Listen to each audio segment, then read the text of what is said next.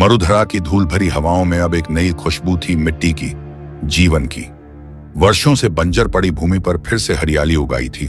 सूर्यकर्ण की शक्ति ने मरुधरा को नया जीवन दिया था।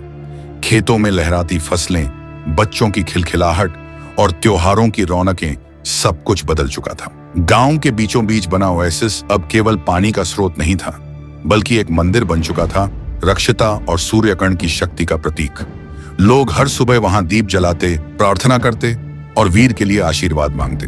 वीर अब केवल एक यात्री नहीं रहा, वह मरुधरा का संरक्षक, नेता और मार्गदर्शक बन चुका था।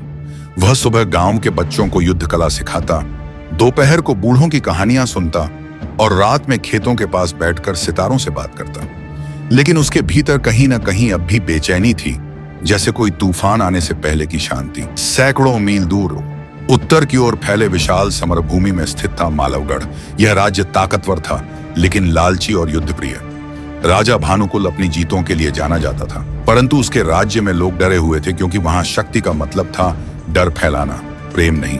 एक दिन उसके दरबार में उसके मुख्य जासूस ने सूचना दी, महाराज, मरुधरा नामक एक रेगिस्तानी गांव में चमत्कार हो रहे हैं। वहां की भूमि जो वर्षों से बंजर थी, अब सोना उगल रही है। कारण है एक रहस्यमयी पत्थर, जिसे लोग सूर्यकर्ण कहते हैं। भानुकुल की आंखों में चमक आ गई। सोना, एक पत्थर से? उसने ठहाका लगाया, फिर गंभीर होकर बोला, वह पत्थर अब हमारा होगा, चाहे जैसे भी।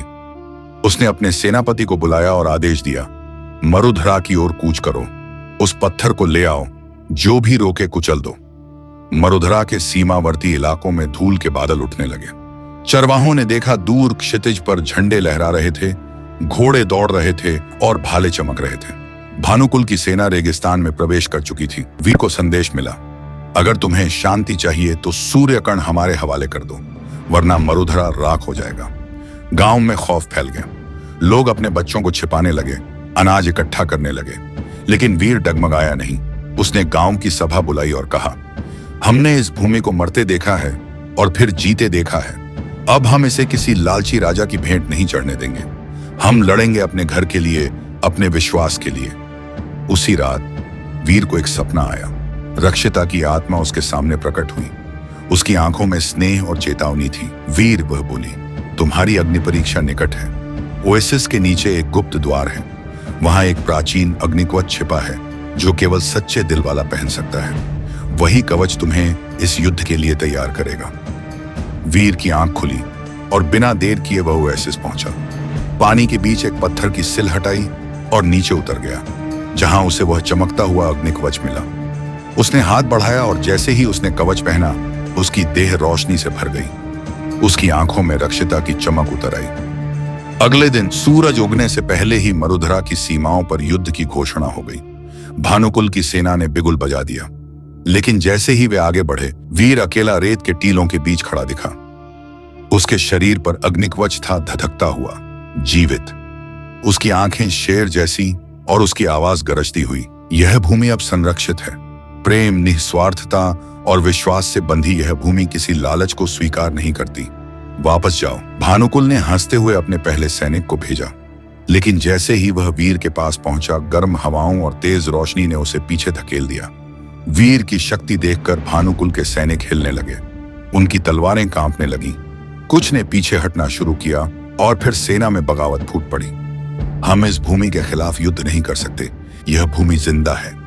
कई सैनिक चिल्लाए और हथियार डाल दिए।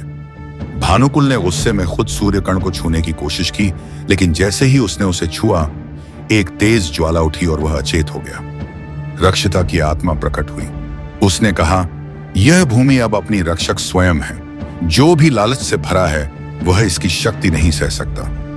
भानुकुल को होश आया। वह शर्मिंदा था।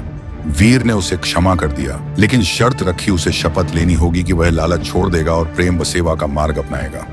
भानुकुल ने सिर झुकाकर शपथ ली।